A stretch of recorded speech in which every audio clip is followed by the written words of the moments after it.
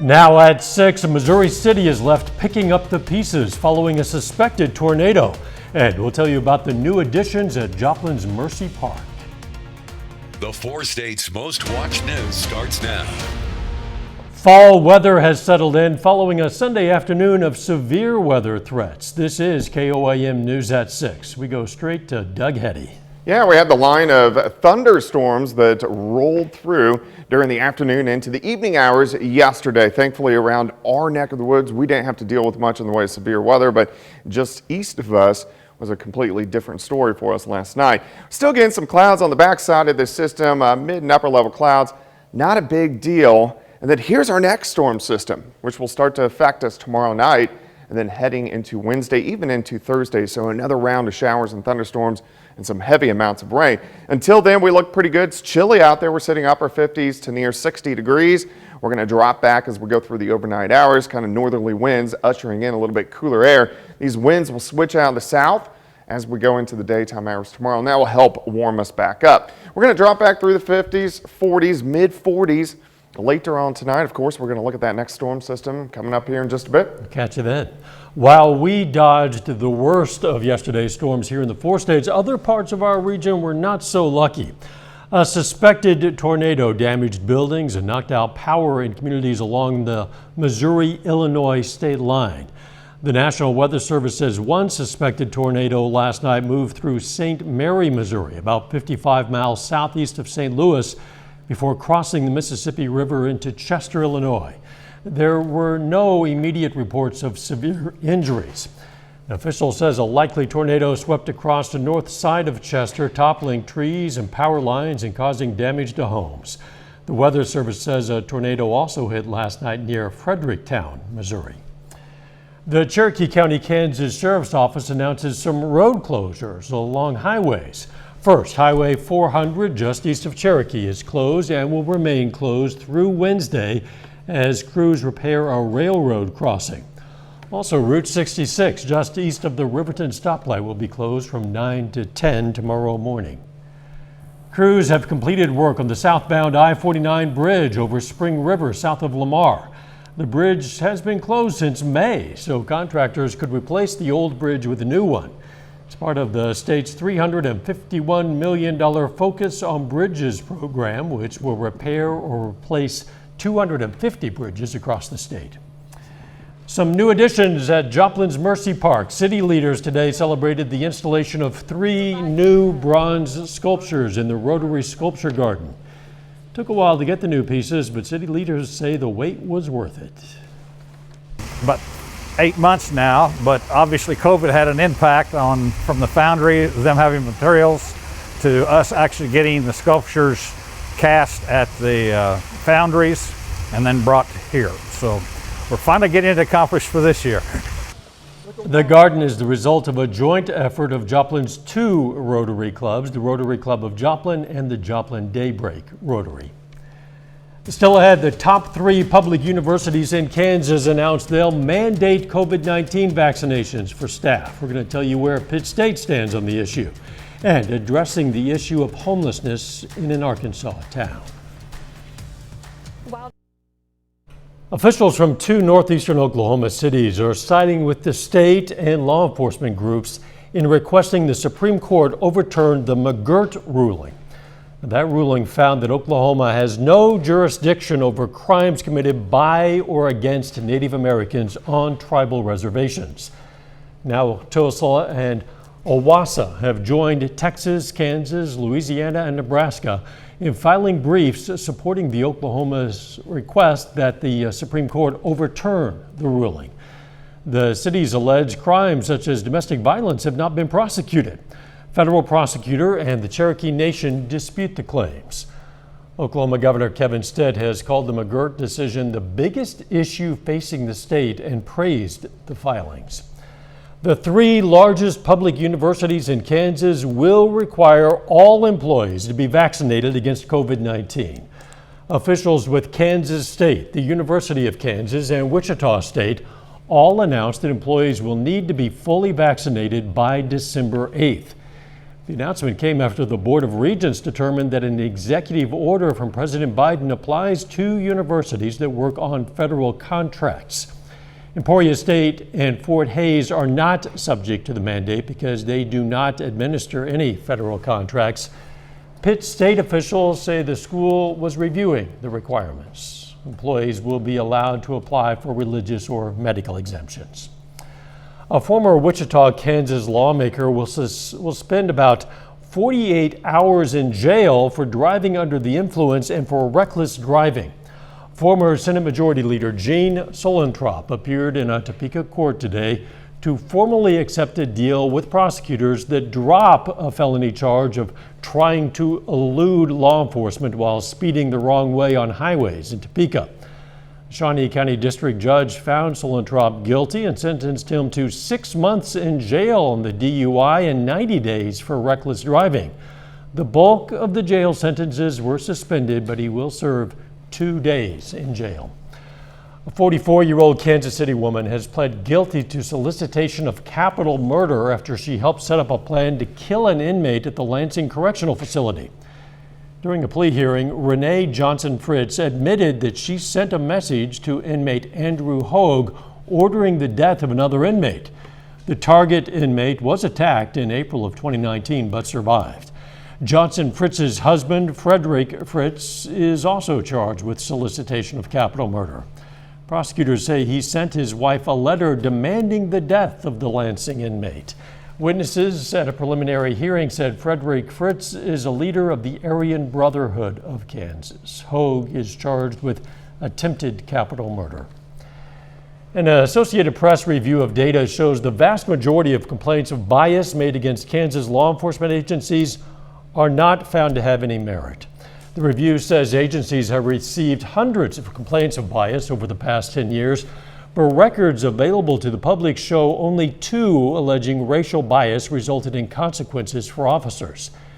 Advocates for racial equality question how that could be the case and suggest that law enforcement investigating complaints against other officers and a lack of transparency are the problems. Representatives of law enforcement say police investigators that look into bias complaints receive specialized training and that proving bias is extremely difficult. Homelessness is a growing issue in Harrison, Arkansas. It's the point that several business owners are concerned about the traffic a local day center is bringing around their stores.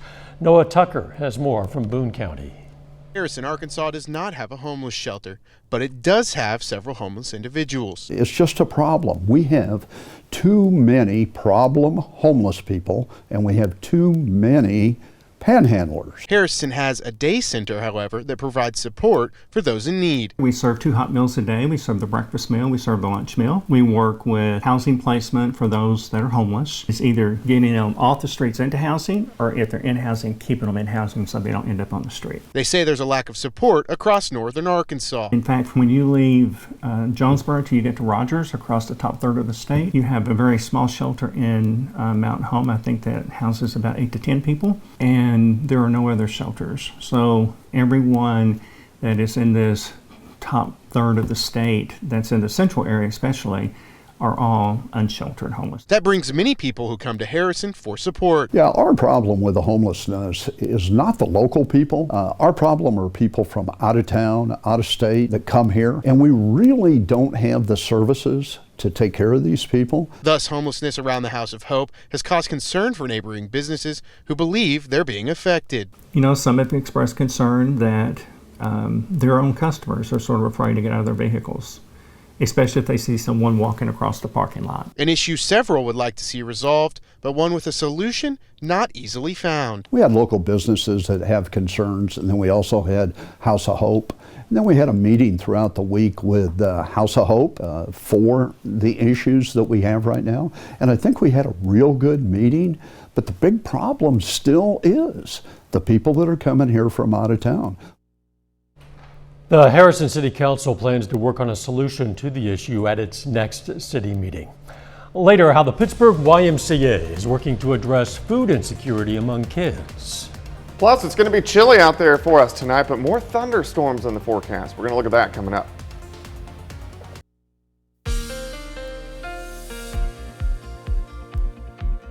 Well, it turned out to be quite a bit cooler for us today behind the cold front that rolled through yesterday evening, gave us some scattered showers and thunderstorms. We had the tornado watch in effect on the Missouri side and also Arkansas and Oklahoma. And we got quite a bit of rain over the past couple storm systems, especially the one that rolled through Friday night into Saturday. A lot of areas picked up 2 to 5 inches of rain on Friday night. But for the month, nearly 6 inches. For the year over 44 averages about 39 inches. So we're about 5 1/4 above where we should be for this time of the year. Temps, they're kind of cool, a little bit chilly. Most of us are sitting mid to upper 50s. And then once you get into northeastern Oklahoma, near 60, lower 60s, and then near 60 on the Kansas side. But we're going to drop back into the 40s later on tonight.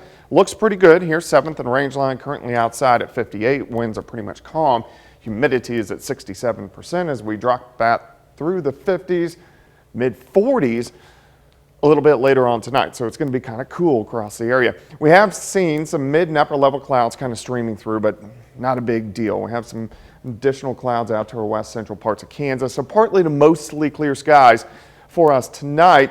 Here's our weather tomorrow. A little ridge of high pressure, and then this storm system digs in tomorrow night, and then heading into Wednesday, even into Thursday, with quite a bit of rain in the forecast. For us tonight, clouds will increase by morning. We'll have partly to mostly cloudy skies throughout the day. We are going to see a couple random little sprinkles, maybe a quick little shower, especially late morning into the early afternoon. And then I think sunshine pops out and our temperatures start to warm back up. We'll start at 46, 66 by noon, high temp right around 74, southerly winds at about 5 to 15. Tomorrow night, thunderstorms get going out to our west. These are most likely going to be severe. I think by the time they get here, we're talking late last night into early Wednesday morning. We're still going to have some strong ones, but most likely not severe. Periods of showers, thunderstorms, Friday or Wednesday morning, and then this really just goes on all day long. We're stopping at 1. You can see more showers and thunderstorms developing for the afternoon hours. Temperatures are going to be kind of holding into lower 60s most of the day. Then we get on the back side of the system. So this is now Wednesday night. So we just get continued rain all the way into Thursday morning. And then finally, by Thursday afternoon, we'll get a chance to dry out just a little bit. All right, rainfall from this next storm system. A lot of areas are going to get quite a bit. I think a lot of areas are going to pick up an inch, maybe 2.5 inches of rain. So a very wet system with this next system that is coming in for the middle of the work week. Tonight, kind of cool. Tomorrow, 74 looks pretty good. Again, we may get a random sprinkle or two. Rain and cool, showers and thunderstorms Wednesday, morning showers on Thursday. And then look at our temps. We do start to warm back up by the time we head into Halloween, but much cooler as we go through this week. So Halloween, trick-or-treating, 5 p.m., 62. We'll drop back into the 50s, but it does look like it's going to be dry as we go into the weekend. Then rain moves in Sunday night into Monday with our next system, but very fall-like week for us, temperature-wise this week. Yeah, a bit chilly, but overall a pleasant weekend for those trick-or-treaters, and that's important for a lot of folks. Definitely important. Thanks, Todd. Still ahead, how some lucky folks were able to get their hands on pieces of Branson history. And McDonald County students blow away drugs as part of Red Ribbon Week.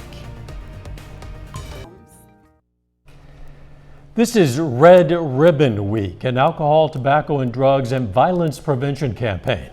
McDonald County students today addressed the tough subject of addiction in a fun way. Kindergartners through second graders blew away drugs through a bubble blowing activity. In addition to bubbles, students received activity sheets with conversation starters, 721 drug-free bracelets, and 750 activity books that promote positive thinking and healthy activities. We want to blow drugs away here in McDonald County and really everywhere that we serve. And obviously at this young age, we want to be giving them messaging that they can understand that's really appropriate for them. But a big part of this project is not just the blowing bubbles, but the activity sheets that will go along with this. 63 lucky winners who participated in the week-long activities will receive color-changing cups. All of the festivities are free for the students, of course. Pittsburgh YMCA is kicking off a new program to address food insecurity among kids. The Y says 1 in 5 children don't know where their next meal is coming from. To address that, the Y has introduced the Grab and Go food program. It's a weekly program. It allows kids to pick up a grocery bag with enough food to feed them for a week. Knowing that we can help fuel the kids for success, during the week and during the school year, that's important, because those kind of things, if you don't have to worry about where your next meal is coming from, you can focus on the things that you really need to do with school and on the weekend with your growth as a child. So it's really important to us, and it's very rewarding to be able to offer a program like this. The program officially starts Saturday at Ron's Supermarket in Pittsburgh. After that, distribution will take place every Saturday from 9 to 11 at Ron's.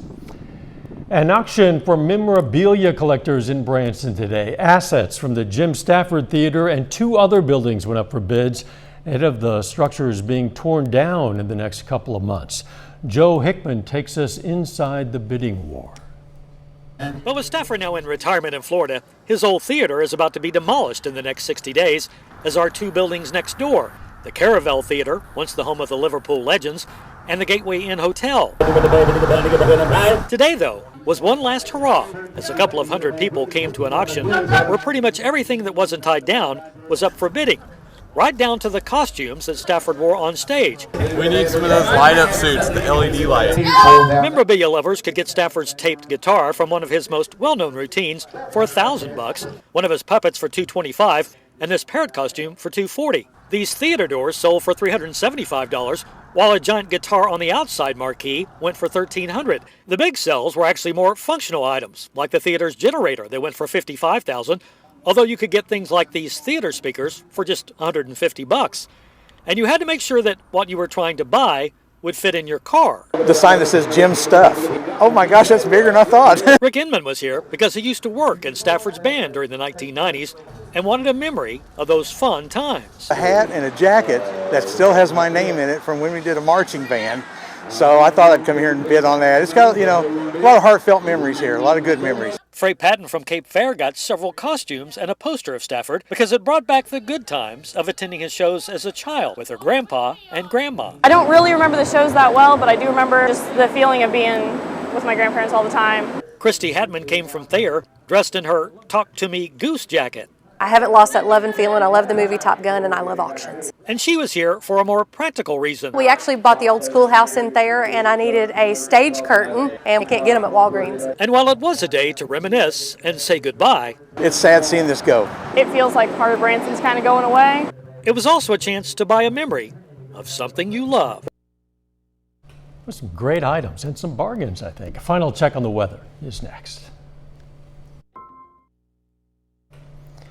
Take time now to honor a local veteran. Master Sergeant Alfred Jimerson served in the U.S. Army. His hometown, Galena, Kansas. And we are proud to salute Master Sergeant Alfred Jimerson. He's tonight's 4-state hero. Here's a look at what's coming up tonight on KOAM News at 9 on Fox 14. We're going to look at the damages from storms that rolled across the region yesterday. Also, more details about the moments leading up to a deadly prop gun shooting on the set of an Alec Baldwin film. And federal officials say there's been a massive uptick in ransomware attacks. That and more tonight on KOAM News at 9 on Fox 14.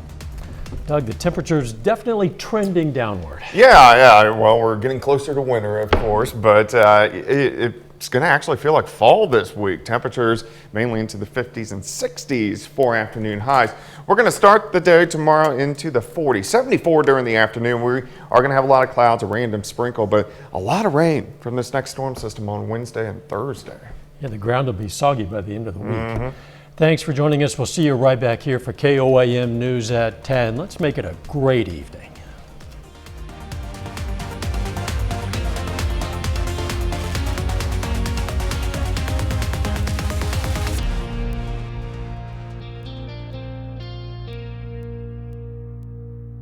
Salon service